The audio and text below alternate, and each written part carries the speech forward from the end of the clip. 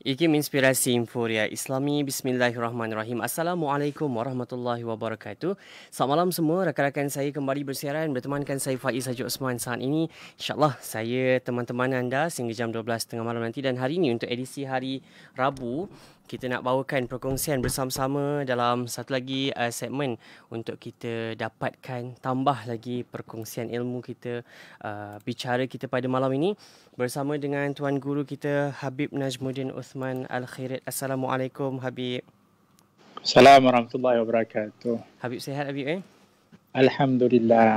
Alhamdulillah. Kita dah masuk fasa selanjutnya dah dalam PKP ini, siri PKPP pula kita. Ya, pemulihannya. Betul. Harapan kita agar diberikan kesembuhan yang sakit dan kita dijauhkan daripada wabak ini sama-sama. Habib, kita doakan insya-Allah. Amin. Allahumma amin. Amin. Dan pada malam ini kita masih lagi nak berbicara menerusi kitab Syama'il Muhammadiyah. Banyak lagi yang bakal kita dengarkan kupasan ilmu.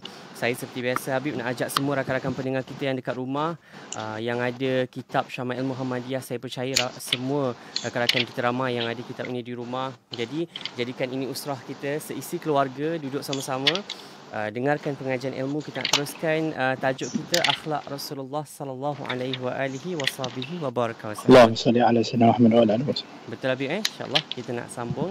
Betul ya. Saya kiranya pendengar-pendengar kita, harapan saya agar semua dah pun bersedia untuk kita dengarkan bicara bersama dengan Habib Najmuddin untuk bicara Syama'il Ar-Rasul. Saya teruskan saja Habib, silakan.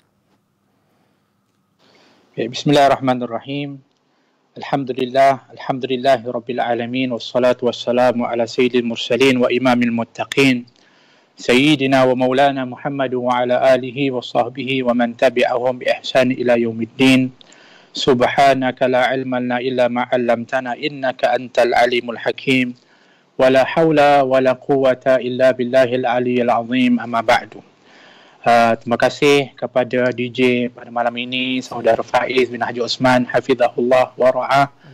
Kepada semua para pendengar dari Dua IKIM yang dirahmati oleh Allah, yang sentiasa bersama dan setia khususnya dalam program Syama'il Rasul yang disusun. Memang ianya adalah program yang sangat penting apabila ianya membicarakan tentang kepribadian dan juga diri seorang insan yang agung, rahmatan lil alamin, iaitu baginda Rasulullah sallallahu alaihi wasallam. Jadi sebenarnya pada minggu yang lalu kita telah pun bermula kembali untuk membicarakan secara perbahasan kita mengenai Rasulullah, yang kita masuk dalam bab akhlak baginda Rasulullah. Kita dapat membaca beberapa hadis ya. Kalau sebelumnya mungkin ada bab-bab ya, Faiz, kita dapat untuk baca satu bab habis.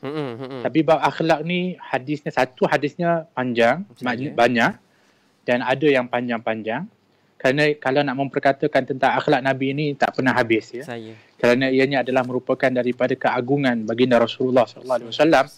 Bahkan kalau kita baca satu hadis pun di sana luasnya daripada keindahan akhlak Nabi kita sallallahu alaihi wasallam yang kita sendiri dapat untuk ambil dan contoh dan kita dapat tahu sehingga ianya membawa kepada kefahaman kita dan kita faham betul dan kita dengar pun kita tahu alangkah hebatnya akhlak dan juga kepribadian baginda Rasulullah sallallahu alaihi wasallam. Jadi kalau sebelum ini kalau kita lihat di antara yang mungkin kita bahaskan tentang bagaimana muamalah baginda Rasulullah, bagaimana pergaulan Nabi SAW dengan para sahabat ya.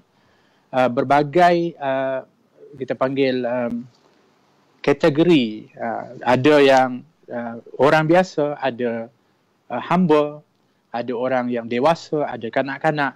Demikian keindahan Nabi akhlak baginda Rasulullah merangkumi, mencakupi kepada semua lapisan daripada manusia dan masyarakat ni.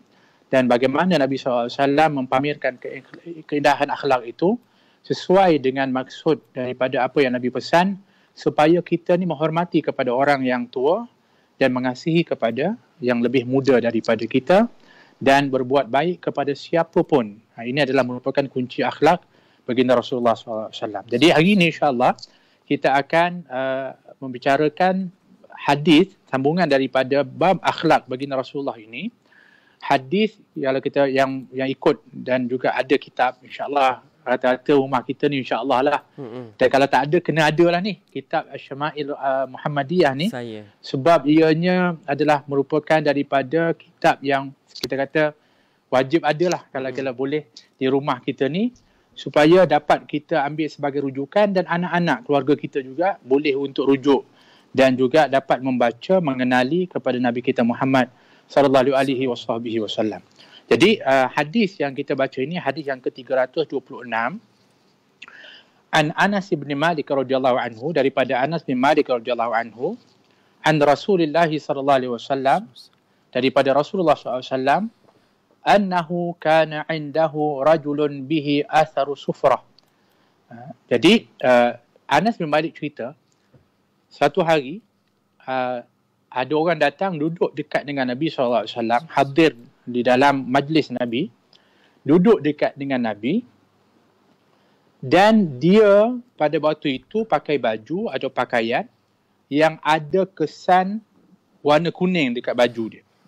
Ada kesan warna kuning. Warna kuning itu datang daripada mana? Daripada sufrah. Sufrah ni maknanya za'faran, ataupun kita dalam bahasa kita adalah zafran. Zafran. Jadi zafran ni ada beberapa banyak kegunaan dia. Kalau kita orang perempuan fahamlah. Kalau buat makanan kena ada zafran kan. Begitu juga dia sebenarnya dibuat minyak wangi dan dia juga digunakan untuk pewarna. Jadi yang berlaku ni adalah baju yang dipakai oleh orang ni ada kesan zafran, yang kalau kena di baju warnanya warna kuning.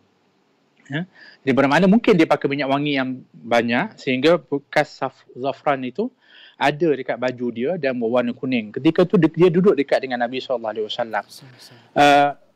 Sebenarnya Nabi pernah di dalam satu riwayat Nabi SAW disebutkan oleh riwayat daripada Anas bin Malik dan riwayat yang lain. Anas mengatakan nahan Nabi SAW ayyataza'fara rajul. Nabi SAW menegah lelaki menggunakan za'faran pada pakaian atau pada tubuh dia. So kerana ada larangan, bermakna apa yang dilakukan lelaki ini adalah sesuatu yang dilarang, yang tak disukai oleh Nabi SAW. Jadi pada waktu itu kata Anas, wa kana Rasulullah SAW la yakadu yuwajihu ahadan bi syai'in yakrahu. Yang diperhatikan oleh Anas bin Malik tahu, oh ini Nabi tak suka, kerana Nabi pernah larang untuk orang berpakaian dengan pakaian yang ada kesan zafran di pakaian dia.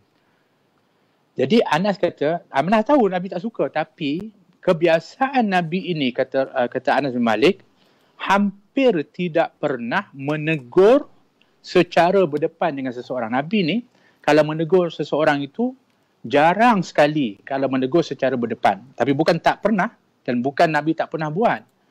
Ada riwayat nanti kita akan sebutkan sedikit sebagai satu sandaran, bermakna boleh saja menegur seseorang itu secara berdepan. Tetapi kerana ianya satu berada bersama dengan Rasulullah dan itu adalah para sahabat ramai, jadi menegur secara langsung di depan orang ramai, kata Al-Fudail bin Iyad, kalau kamu nak nasihat orang, nasihatlah dia secara sembunyi. Kalau kamu nasihat dia secara terang-terangan di depan orang ramai, itu bukan nasihat, itu memalukan. So mungkin itu salah satu sebab Nabi SAW tak tegur dia secara langsung, satu. Yang keduanya, kata para ulama, orang ini dikenali adalah yang baru masuk Islam dan masih rapuh lagi daripada keteguhan iman dia. Yang dibimbangi, Nabi tahu, Nabi kenal, Nabi tahu, Nabi boleh menyelami keadaan-keadaan, kerana ini adalah merupakan kebijaksanaan para Nabi ni. Salah satu daripada sifat wajib yang ada bukan hanya tabligh, iaitu menyampaikan, tetapi mesti ada fatanahnya, iaitu kebijaksanaan. Oleh kerana kebijaksanaan Nabi tak tegur dia secara langsung ketika itu, kerana Nabi bimbang nanti dia akan tersinggung, mudah terasa dan akan mengugat kepada iman dia. Jadi ini adalah merupakan daripada salah satu sebab. Tapi memang begitu kata Anas bin Malik, Nabi ini jarang kalau nak tegur terus ketika itu kepada seseorang di depan orang ramai. Jadi Nabi tak tegur, Nabi diam. Kemudian setelah itu falam maqama, ketika laki itu pun bangun dan meninggalkan tempat tersebut, qala lil qaum, maka Nabi SAW berkata kepada para sahabat yang pada waktu itu bersama dengan Rasulullah SAW, lau qultum lahu yada'u hadhihi sufrah, maka Nabi mengatakan, jika boleh ada di antara kamu yang pergi beritahu kepada dia supaya dia meninggalkan kesan kuning itu ataupun tak pakai ataupun tidak menggunakan sesuatu yang menyebabkan daripada safran itu bajunya berwarna kuning. Maka itu lebih baik, kata Nabi SAW. Maknanya Nabi SAW pada waktu itu biarkan. Walaupun Anas tengok dan tahu bahawa Nabi tak senang, tapi Nabi tak mahu untuk tegur secara memalukan di depan orang ramai. Dan juga supaya jangan sampai imannya yang lemah itu akan menyebabkan dia akhirnya meninggalkan daripada iman. Tapi setelah dia bangun, Nabi tak meninggalkan juga daripada dakwahnya dengan menyuruh mungkin di antara sahabat yang mungkin dapat untuk menyusul kepada lelaki tadi untuk tegur kepada lelaki tersebut. Ini merupakan uslub dakwah baginda Rasulullah SAW, dan ini juga yang boleh kita belajar daripada akhlak Nabi, yang mana kita apabila berhadapan keadaan-keadaan seperti ini, kita mesti menimbang sesuatu tindakan. Baik itu nak tegur, baik itu kita nak nasihatkan dan sebagainya, perlu melihat situasi dan juga keadaan orang yang ditegur itu. Ini adalah merupakan daripada yang disebut al-hikmah. Ud'u ila sabili rabbika bil hikmati wal mau'izati hasanah. Yang disuruh untuk kita ni kalau dakwah kepada seseorang itu mesti dengan hikmah, dengan contoh tauladan yang baik. Jadi ini adalah merupakan daripada akhlak baginda Rasulullah SAW. Tapi bukan bermakna nak meninggalkan dakwah. Jangan pula salah, setiap kali orang ada buat salah kita biar je. Tidak. Ada kalanya perlu untuk ditegur secara langsung kalau dia memang sudah melampau-lampau atau memang kebiasaan melakukan perkara tersebut, sehingga kalau tak ditegur akan berpanjanganlah dia melakukan kesalahan tersebut. Kata Abdullah bin Amr bin As pernah menceritakan, dia mengatakan ketika itu kalau tak salah saya, dia ataupun ayah dia Amr bin As pernah berpakaian seperti itu, iaitu 2 keping kain yang dipakai di badan dia. Kedua-duanya itu ada kesan zaf tadi, iaitu berwarna kuning. Maka Nabi SAW pada waktu ketika mana dia tegur, langsung ditegur oleh Nabi SAW. Nabi SAW mengatakan apa? 2 pakaian ini, kata Nabi. Nabi SAW mengatakan 2 pakaian ini adalah dari pakaian orang-orang kafir, kata baginda Rasulullah. Jadi kalau ada yang mengatakan kenapa Nabi tak suka orang pakai yang ada celupan zafran ini, salah satunya adalah menyamai kepada orang-orang kafir. Yang keduanya kerana zafran ini adalah satu bahan yang mahal, sehingga kalau yang memakainya itu boleh membangkitkan rasa sombong. Dan juga larangan itu dikatakan oleh para jumhur adalah makruh, walaupun ada sebahagian ulama mengatakan haram kalau satu baju itu ada zafran ataupun daripada kuning zafran yang dicelup. Tapi jumhur ulama mengatakan larangan itu adalah larangan makruh. Tapi Nabi tegas pada waktu itu mengatakan 2 pakaian ini adalah pakaian orang kafir, kata Nabi SAW. Lalu kata Amr bin As, ya Rasulullah, adakah aku tanggalkan dia dan tak pakai? Bahkan Nabi lebih tegas lagi mengatakan, bahkan hendaklah kamu membakar kedua-duanya, kata Nabi SAW. Jadi itu sebab ada yang mengatakan haram, tapi cenderung para jumhur mengatakan hukumnya adalah makruh. Jadi ada kalanya Nabi tegur secara terus, langsung ditegur oleh baginda Rasulullah SAW, tetapi pada waktu itu diketahui bahawa yang ditegur itu orangnya adalah orang yang memang bersedia untuk menerima nasihat dan teguran, maka layaklah pada waktu itu untuk ditegur secara langsung. Bahkan ada orang yang ketika ditegur secara langsung rasa lebih disayangi. Ada Faiz, kadang kita rasa macam tu. Kalau kita sayang betul dengan guru apa semua, dia tegur kita, kita rasa guru ni ambil perhatian kat kita, sayang kat kita, betul. Dia nasihat kat kita, betul. Jadi mungkin ini yang dikenali. Sebab tu Nabi kita ni kenal kepada setiap individu ni satu persatu. Perangainya, itu kebijaksanaan Nabi. Hebatnya Nabi kita Muhammad SAW.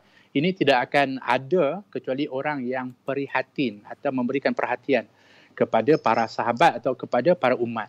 Ini hebatnya Nabi kita Muhammad sallallahu alaihi wasallam. Jadi oleh kerana itu ini adalah yang boleh kita ambil pengajaran daripada hadis yang kita bacakan ini, iaitu Nabi SAW berhemah dalam menegur. Berhemah dalam menegur. Jadi kita ni kalau nak tegur orang, kena berhemah juga. Bukan sebarangan menegur. Apatah lagi kalau teguran itu dicampur dengan caci maki. Bermakna dia bukan jadi nasihat lagi, tetapi sudah menjadi caci maki. Sudah menjadi, bukannya membawa kebaikan, bahkan nanti akan menjadi lebih buruk, bahkan permusuhan. Jadi kena berhemah, kena bijaksana demi untuk menjaga kepada iman. Supaya jangan dianya rosak. Tapi ada kalanya Nabi akan bertegas dalam sesuatu perkara dan kepada orang tertentu melihat keadaan seseorang itu. Ini yang kita boleh ambil daripada hadis yang kita bahaskan ini. Jadi kalau hadis yang seterusnya, an Aisyah radhiyallahu anha qalat lam yakun Rasulullah SAW fahishan wala mutafahishan wala sakhaban fil aswaq wala yajzi bis sayyi'ati sayyi'ah walakin ya'fu wa yasfah. Ini ada beberapa sifat yang disebutkan oleh Sayyidina Aisyah radhiyallahu anha merumuskan tentang akhlak Nabi SAW. Yang pertama, kata Sayyidina Aisyah radhiyallahu anha, Rasulullah SAW bukanlah seorang yang keji tabiatnya. Tak ada tabiat Nabi yang keji, yang kotor, yang buruk. Tak ada. Nabi kita ni adalah sempurna betul. Perangai, tabiat, akhlak, itu sangat terpuji. Sangat murni akhlak Nabi SAW. Itu bukan fahishan. Wala mutafahishan, dan bukan pula seorang yang sengaja melakukan kekejian. Nabi tak, kadang-kadang orang ni dia jaga diri dia tak buat untuk diri dia nampak sempurna je, elok je. Tapi suka buat tak baik kepada orang. Sama ada dia buat tu secara tersembunyi atau suruh orang lain. Nabi kedua-duanya tidak. Nabi dirinya itu murni, elok, hebat, dan tak pernah pula membuat perbuatan keji menimpakan kepada orang lain. Ini Nabi kita Muhammad sallallahu alaihi wasallam. Dua, ini sifat Nabi. Dan bukan juga seorang yang suka menjerit-jerit atau mengangkat suara, bertempik atau memekik di pasar-pasar. Kan? Baik itu kalau dia berniaga, Nabi SAW juga seorang peniaga. Tapi Nabi tak menggunakan kaedah untuk menjerit-jerit di pasar. Biasanya lah kan, kadang-kadang kita menjual ni, nak bagi apa ni, kita pun time sale lagi habis. Kan, kadang tu kita pun seru orang panggil, mari, lelong. Itu tidak dilakukan oleh Nabi SAW. Sebab itu akan menjatuhkan muru'ah atau maruah seseorang. Satu, dan juga maknanya Nabi tak pernah juga macam jumpa orang dia jauh, ataupun kita panggil. Itu tidak dilakukan oleh Nabi di pasar. Walaupun pasar ni sebenarnya tempat yang sibuk, kan? Kita kadang-kadang bising, riuh rendah kalau kita tengok. Sebab tu ada pasar, kalau kita tengok pasar di zaman Nabi SAW, mereka kerana belajar akhlak daripada Nabi SAW, pasar mereka itu tenang. Bahkan dikatakan pasar itu mereka boleh belajar akhlak dan juga ilmu di pasar. Itu. Bahkan kita pernah melihat keadaan pasar itu berlaku di Kota Tarim di Hadramaut. Begitu. Di pasar ni dia tak ada sifat yang menjerit-jerit tadi. Dan juga bahkan kita boleh belajar akhlak daripada peniaga dia. Bahkan para peniaga ni dia boleh untuk mengajar kita. Kalau kita kata pasal ilmu tentang perniagaan ni, dia ada, contohnya dia akan baca matan zubat, dia akan cakap pasal hukum hakam. Bahkan pasar itu jadi macam seolah pusat ilmu. Jadi kalau pasar kita jauh lah daripada tu, tak ada berlaku macam tu. Tapi subhanallah, kalau kita kata kalau orang ikut kepada akhlak Nabi, pasar pun akan jadi pasar yang tenang. Bahkan pasar itu yang pada dasarnya tempat yang ialah seburuk-buruk tempat, dia kata Nabi SAW, di atas muka bumi ini adalah pasar-pasarnya. Tapi pasar itu boleh berubah menjadi tempat yang boleh juga baik. Walaupun masuk pasar ni dengan kaki kiri Faiz. Sebab apa? Nak menambangkan dianya bukan tempat yang terlalu baik, tak baik. Tapi kalau pasar itu dapat untuk dianya mengikuti akhlak Nabi, maka insya-Allah dia akan menjadi pasar yang yang baik, yang kita panggil orang yang pergi ke pasar tu pun boleh belajar akhlak daripada orang-orang yang berada di pasar tu, subhanallah. Jadi Nabi bukan orang yang memekik ataupun menjerit-jerit di pasar, bukan merupakan akhlak Nabi kita Muhammad sallallahu alaihi wasallam. Itu yang ketiga. Wala yajzi bi sayyi'ah. Dan Nabi ini tidak akan membalas keburukan dengan keburukan. Nabi tak pernah balas keburukan dengan keburukan. Itu tidak. Sebab Nabi kita Muhammad SAW, kalau kita tahu, membalas keburukan bahkan dengan yang lebih baik. Apa yang dilakukan yang buruk kepada Nabi, itu dibalas baik oleh Nabi SAW. Kenapa? Kerana Nabi nak ajar kita bagi tahu, kerana apabila seseorang melakukan keburukan, kejahatan kepada kita, maka bagi dia dosa. Bagi dia adalah merupakan kesalahan. Kita yang menerima daripada perbuatan buruk itu, apabila kita balas dengan perbuatan yang buruk, kita pula melakukan kesalahan. So kita marah dia kerana dia buat buruk kat kita, maka dia berdosa. Kita balas dengan perbuatan yang buruk, kita juga berdosa. In ahsantum li anfusikum wa in asatum falaha. Kata Allah SWT, kalau kamu berbuat baik kepada seseorang, maka kebaikan itu akan kembali kepada kamu. Sebaliknya, kalau kamu buat yang buruk kepada seseorang, keburukan itu juga akan kembali kepada kamu. So, untung ke rugi kalau kita balas seseorang yang buruk itu dengan buruk? Rugi. Kenapa? Kerana kalau dia buat buruk kepada kita, kita bersabar, kita dapat ganjaran berghairu hisab. Punya besar. Kalau kita sabar saja, kita tahan dia. Kalau kita balas yang lebih baik, Allah, dia punya ganjaran itu lebih besar lagi. Maka sifat Nabi SAW apabila berhadapan dengan orang yang buat yang tak baik, Nabi balas yang baik. Bahkan ada dua sifat yang disebutkan dalam ni yang perlu kita ambil. Dan ini adalah latihan kepada kita. Kita cakap mudahlah. Tapi kalau dah kena, belum tentu lagi kita akan berhadapan dia dengan keadaan itu. Iaitu ya'fu wa yasfah. Dua sifat ni. Memaafkan dan membiarkan. Kalau orang buat tak baik kat kita, ada dua yang kita kena sepatutnya kalau nak ikut akhlak Nabi. Kita maafkan dia, kemudian kita biarkan. So para ulama kategorikan dua ni supaya kita faham. Ya'fu adalah maaf secara batiniah kita. Yang kita selalu hari raya ni lah kan. Kita akan cakap apa? Maaf zahir batin dan batin. Jadi zahir dan batin, zahir yasfah. Batin ya'fu. Jadi memaafkan itu batin, dalaman. Yasfah, membiarkan, tak balas, tak buat yang jahat kepada orang tu. So maafkan batin kita, tak ada dendam, tak ada pun kita simpan dalam ya'fu wa yasfah, biarkan, tak balas dia dengan perbuatan. Bahkan kalau nak lebih baik, balas pula dengan yang lebih baik. Ini akhlak Nabi kita Muhammad sallallahu alaihi wasallam. Agak-agak macam mana? Faiz kita. Ada harapan tak agak-agak kita? Maksudnya Habib, sebab selalu orang sebut macam ni Habib. Forgive but never forget. Forget. Tapi itu tak diajarkan oleh Rasulullah sallallahu alaihi wasallam. Betul. Itu yang sebenarnya, bahkan ini adalah merupakan apa yang telah diperintahkan dan diajarkan oleh Allah. Banyak dalam Quran kita tengok ketika mana Allah mengatakan wa ya'fu wa yasfah. Allah suruh untuk maafkan dan biarkan. Bahkan dalam ayat yang lain Allah mengatakan fa'fu anhum wasfah. Maafkan akan mereka itu dan juga biarkan mereka. Kata Allah SWT surah Maidah, disebutkan oleh Allah SWT banyak kalau kita tengok dalam itu. Jadi inilah akhlak Nabi kita Muhammad, sebahagian akhlak baginda Rasulullah sallallahu alaihi wasallam. Alhamdulillah, itu dia awal ini berkaitan dengan akhlak macam Habib sebut tadi. Semoga dapat kita refleks kembali diri kita lah.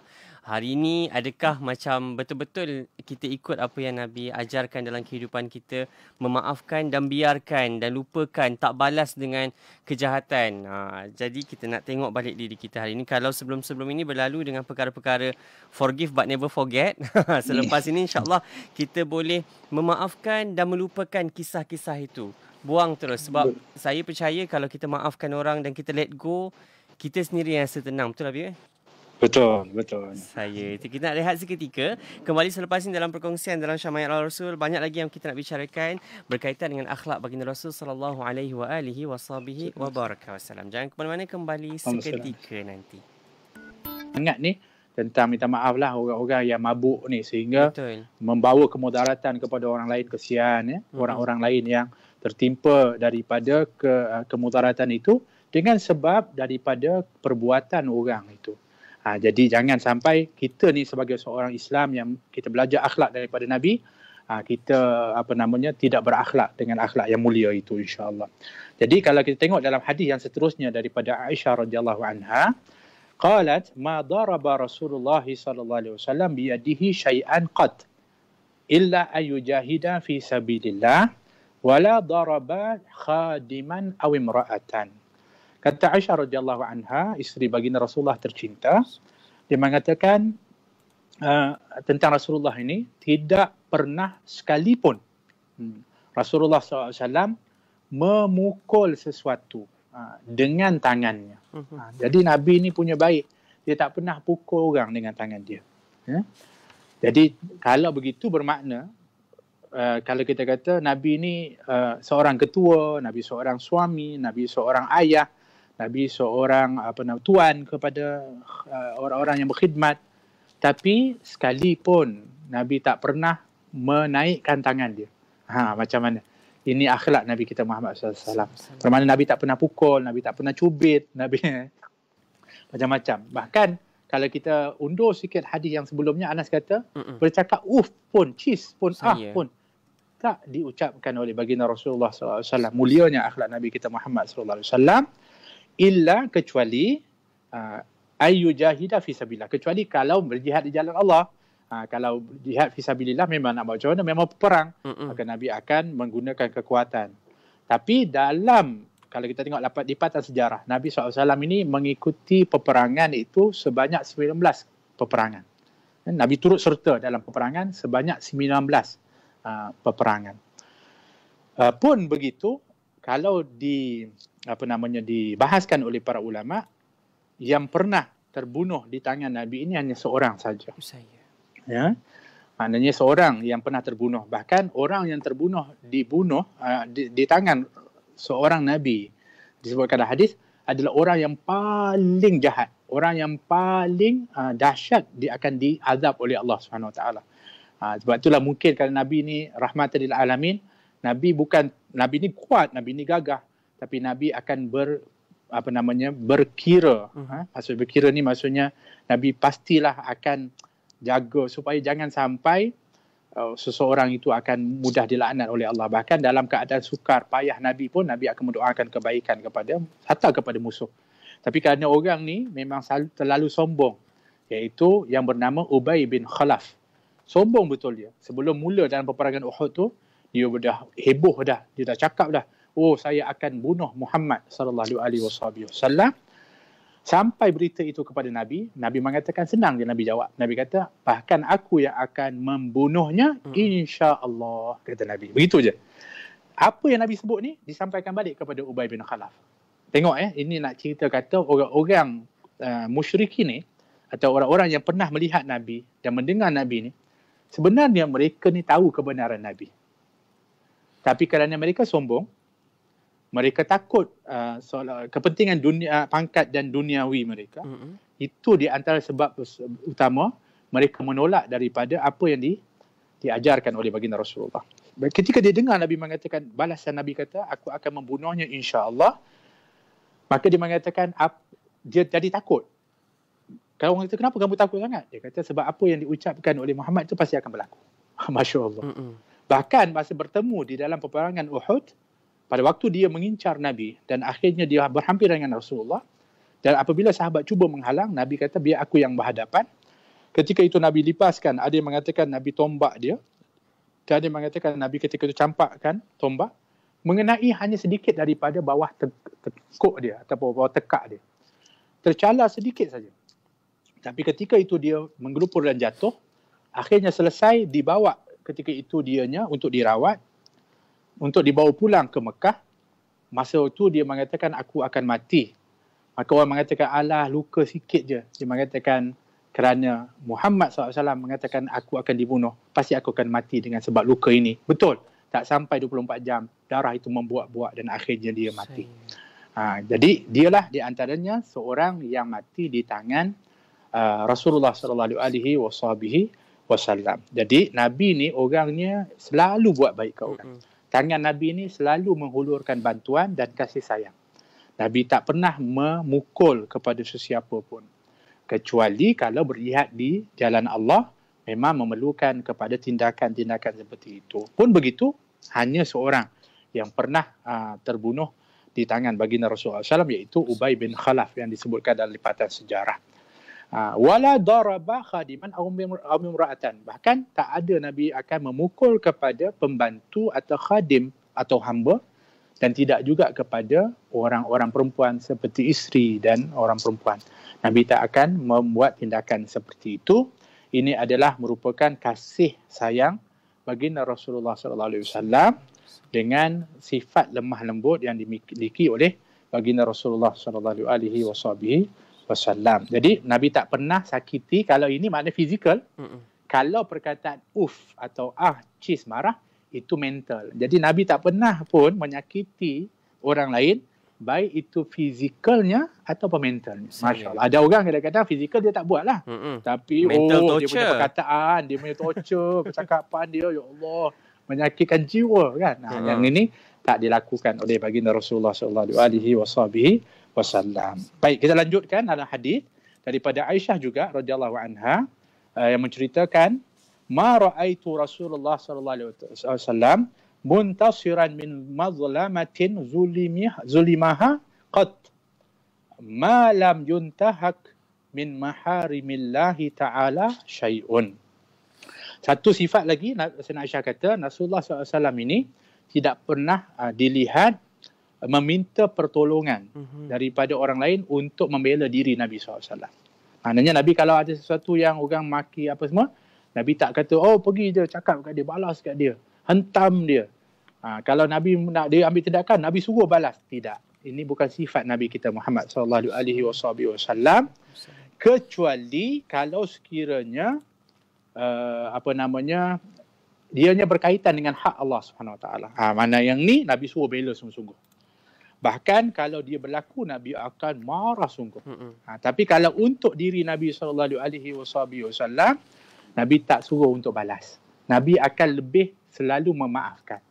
Ini sifat Nabi kita Muhammad SAW. Kalau dilanggar sesuatu larangan-larangan Allah, maka ketika itu Nabi orang yang paling marah. Kalau sekiranya fa'idan tuhika min maharimillahi syai' kana min asyaddihim fi dzalika ghadban. Nabi ini kalau dianya berkaitan dengan hak Allah yang dilanggar, yang dipermainkan, yang dipelecehkan, yang paling marah adalah Nabi SAW. Tapi kalau untuk peribadi Nabi, Nabi akan maafkan. Ini kita kadang-kadang terbalik pula minta maaf. Kalau hak kita ni, Faiz, kalau kena, melenting kita. Bukan main. Tapi kadang-kadang, bukan main. Tapi kadang-kadang hak Allah itu diperkecil, diperlekeh. Kadang-kadang kita buat biasa je. Jadi inilah perbezaan kita. Bermakna kalau ikut kepada Nabi kita Muhammad SAW, tidak akan membalas ataupun tidak akan menuntut bela terhadap dirinya, tetapi tidak akan mengabaikan atau mengambil lewa dalam hak-hak Allah SWT. Jadi ini kalau kita boleh terapkan, pertama dalam diri kita, bermakna kita kena dahulukan dan besarkan haknya Allah SWT daripada hak peribadi kita, nafsu kita, diri kita. Dalam keluarga kita begitu juga. Dalam kita nak mendidik keluarga kita, kita nak mereka tunaikan hak Allah. Tapi kalau dalam hak-hak sebagai suami, hak sebagai ayah, hak sebagai ibu, hak sebagai orang tua, kadang-kadang kita lebih kena kita panggil bertimbang rasa dalam hal ini.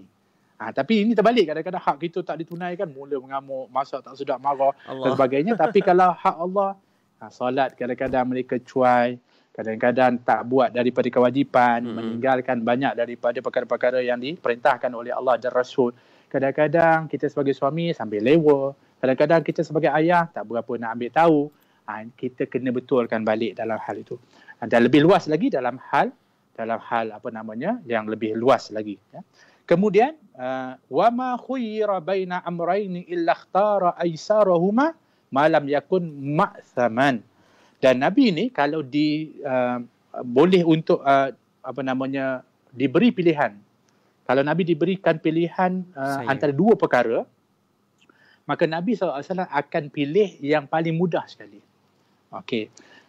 Ada para ulama mengatakan yang maksudkan adalah hal-hal duniawi. Nabi akan pilih yang paling simple. Dalam hal-hal dunia Nabi ambil simple je. Nabi tak ambil yang terlalu hebat-hebat. Itu satu daripada apa yang boleh dipelajari daripada pilihan Rasulullah. Tapi juga dikaitkan juga dengan bukan dunia saja, bahkan akhirat. Nabi akan pilih yang mudah. Sebab apa? Bukan kerana Nabi ni nak mudah, malas. Tak, mustahil. Nabi kita SAW dalam hal ibadah, dalam hal ketaatan ni kita tahu bagaimana luar biasanya Nabi SAW dan betapa Nabi ni bersungguh-sungguh di dalam melakukan ibadah kepada Allah. Tapi kenapa Nabi pilih yang mudah? Satu yang jelasnya adalah kerana Nabi ini adalah syarik. Nabi ini kalau apa dia buat akan mendatangkan hukum. Jadi apabila demikian bermakna yang akan terkesan adalah umat. Nabi akan fikir ke umat. Kalau Rasulullah ambil yang berat, memberatkan umat. Kalau Nabi ambil susah, menyusahkan umat. Bahkan Nabi kata dalam satu perkataan yang selalu kita dengar, laula an asyqa ala ummati la amartuhum bisiwak inda kulli salah. Kalaulah tidak memberatkan umatku, aku akan perintahkan mereka dan wajibkan mereka untuk bersiwak pada setiap kali nak solat. Sampai begitu Nabi fikir nanti susah umat. Sedangkan siwak tu bukanlah susah sangat pun. Tapi Nabi fikir sampai ke arah itu. Kerana apa? Kerana kita sayang Nabi kepada umat je. Jadi Nabi akan pilih yang tu kerana itu. Yang keduanya, Nabi ajar kepada kita. Bermakna kita ni dalam melakukan sesuatu, kita ambil yang ringan dulu. Kita ambil yang ringan supaya kita dapat buat. Kita ni kadang-kadang tu apabila semangat dia tengah lebih ni, semangat tu, kita nak pilih yang berat-berat. Dan ini yang menjadikan seseorang itu jadi terbeban dan susah. Akhirnya, daripada dia buat yang selalu dia buat, kerana dia ambil yang berat-berat, akhirnya dia tinggal sama sekali. So, dia kena buat yang dia mampu. Satu. Yang keduanya, yang dia boleh untuk istiqamah dan konsisten buat. Ini Nabi nak ajar kepada kita macam itu. So, yang kedua. Yang ketiganya, Nabi ambil yang mudah. Kerana apa? Kerana kita ni apabila diberikan kemudahan, rukhsah, kita kena hargai. Macam jamak, macam orang yang sakit ada peruntukan itu dan ini. Bagi orang musafir, ambillah. Kerana ini juga salah satu daripada, kita panggil menghargai daripada keringanan-keringanan sehingga jiwa kita dan orang lain memahami bahawa Islam itu bukanlah agama yang menyusahkan dan memberatkan kepada seseorang. Tapi catatannya ialah selagi tidak membawa dosa. Jangan pilih ini mudah tapi dianya tak baik dan dosa. Jangan. Selagi dianya adalah perkara yang mubah yang boleh pilih, boleh ambil yang ringan, tak ada masalah. Tapi kalau dianya memang diharam dan sebagainya, ini tak boleh buatlah. Walaupun ini mudah, yang ni sebagainya tak boleh. Jadi ini adalah merupakan daripada akhlak Nabi kita Muhammad SAW. Jadi dalam hadis-hadis yang kita baca ini beberapa kesimpulan. Yang pertama sekali, daripada awal tadi, pertama kena berhemah di dalam dan hikmah di dalam menegur kepada seseorang. Kenali orang mad'un, siapa yang kita dakwahkan ini, siapa yang kita nak tegur, kita kena kenal juga. Kalau kita tak boleh direct dengan dia, mungkin melalui orang lain seperti mana dilakukan oleh Nabi SAW. Begitu juga di antaranya yang boleh kita ambil juga daripada akhlak Nabi SAW. Nabi SAW ini tidak ada sifat keji. Maknanya kalau boleh tu jangan ada sifat yang tak baik dalam diri dan tidak berbuat tak baik pada orang lain. Tidak lepas laku macam orang kat pasar yang menjerit-jerit dan sebagainya. Dan Nabi tidak membalas keburukan dengan keburukan, bahkan dengan kebaikan. Nabi memaafkan, Nabi membiarkan, forgive and forget, bukan forgive not forget. Nabi SAW. Dan juga Nabi ini tidak pernah mengangkat tangan kepada sesiapa pun kerana kasih sayang, kelembutan yang ada kepada Nabi SAW. Dan Nabi tidak akan mudah tersinggung, dan bahkan Nabi tak nak orang lain bela diri dia kerana Nabi SAW ni bukan mementingkan kepada diri sendiri. Bahkan yang Nabi ambil perhatian adalah haknya Allah Subhanahu Wa Taala, serta Nabi SAW mengajarkan kepada kita untuk kita ni menjadi orang yang sentiasa mempermudahkan urusan. Kalau kita urusan untuk diri kita, kita selalu nak mudah-mudah. Begitu juga Nabi nak ajar kita mudahkanlah urusan orang lain. Kadang-kadang kena untuk diri kita, kita nak mudah-mudah. Untuk orang lain, bagi susah tak apa. Bagi susah. Kita nak bagi pressure sikit dekat dia.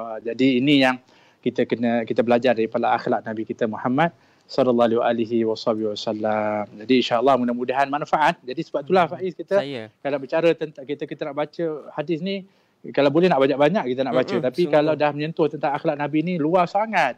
Jadi kalau tak apalah kita ambil 2, 3 atau 4 hadis yang boleh kita ambil faedah daripadanya. Sebenarnya yang lebih penting, kalaupun sedikit demi sedikit kita baca, tapi dapat untuk kita amalkan lebih banyak, lebih baik daripada banyak kita baca. Tak sempat tapi tak ada yang lekat, tak sempat, tak lekat dalam diri kita, tak dapat kita amalkan. Saya rasa yang ni lebih manfaat insya-Allah. Jazakallah khair Habib untuk perkongsian kita pada minggu ini. Alhamdulillah. Semoga apa juga yang Habib kongsikan dari awal tadi bicara tentang akhlak baginda Rasul sallallahu alaihi wasallam dapat kita praktikkanlah. Biar sikit-sikit, yang penting untuk kita istiqamah harapnya. Kita doa sama-sama agar kita dapat menghidupkan sunnah baginda Nabi sallallahu alaihi wasallam di akhir-akhir zaman ini. Macam Habib sebutkan tadi, Nabi tak suka jerit-jerit di pasar, dan kita boleh masuk pasar dengan kaki kiri. Ada doa dia pula, Pak. Ada doa lagi. Doa yang kalau kita masuk pasar ni, kata Nabi SAW dari riwayat Tirmizi, kita baca doa ni atau zikir ni, kita dapat 1 juta pahala, digugurkan 1 juta dosa, dan naikkan 1 juta darjat. Wah, rugi kalau kita tak praktikkan tu. Betul? Apa dia? La ilaha illallah wahdahu la syarikalah, lahul mulku wa lahul hamdu yuhyi wa yumit wa huwa hayyul la yamut biyadihil khair wa huwa ala kulli syai'in qadir. Kata Nabi, barang siapa yang baca zikir ni ketika masuk pasar, maka akan diberikan 1 juta pahala, digugurkan 1 juta dosa, dinaikkan 1 juta darajat. Ya Allah, peluang ni. Banyak kali kita pergi mall, pergi pasar tapi tak baca. Kenapa? Kerana orang sedang lalai. Jadi kalau kita dapat ni, insya-Allah peluang. Ini tambahan sikit, insya-Allah. Amin. Terima kasih Habib untuk ilmunya pada malam ini. Kesempatan kita zaman-zaman semua dah boleh keluar. Nak pergi ke pusat beli belah pun kita praktikkan ini juga. Selalu kita nampak dalam bentuk material, 1 juta ringgit. Ini 1 juta ganjaran diberikan oleh Allah Subhanahu Wa Taala. Siapa lagi nak bagi dengan kita ni untuk saham kita dekat akhirat nanti, insya-Allah. Kita doa sama-sama. Habib, insya-Allah ada kesempatan kita jumpa lagi minggu hadapan, hari dan waktu yang sama, untuk siaran kita menerusi Syama'il Ar-Rasul jam 9 malam setiap hari Rabu, untuk pengajian ilmu kita. Terima kasih Habib untuk kesempatan waktu bersama-sama dalam segmen kita pada malam ini. Semoga ilmu ini dapat kita praktikkan, dan rakan-rakan saya yang menonton dekat live Facebook pada malam ini, sebar-sebarkan ilmu ini bersama. Tolong untuk anda sharekan live Facebook ini, semoga ramai lagi beroleh perkongsian ilmu dan juga manfaat daripada siaran kita. InsyaAllah jumpa lagi Habib. Assalamualaikum. Assalamualaikum warahmatullahi wabarakatuh. Itu dia rakan kita, pendengar setia IKIM. Kita dah bawakan perkongsian menerusi Syama'il Ar-Rasul. Ingat, seperti biasa, hari dan waktu yang sama kita bawakan minggu depan, hari Rabu jam 9 malam. Ulangannya hari Sabtu jam 10 malam. Tak lain tak bukan, hanya di IKIM Inspirasi Inforia Islami. Teruskan kesetiaan anda di IKIM. Sukar untuk mendapatkan produk-produk keluaran IKIM di pasaran.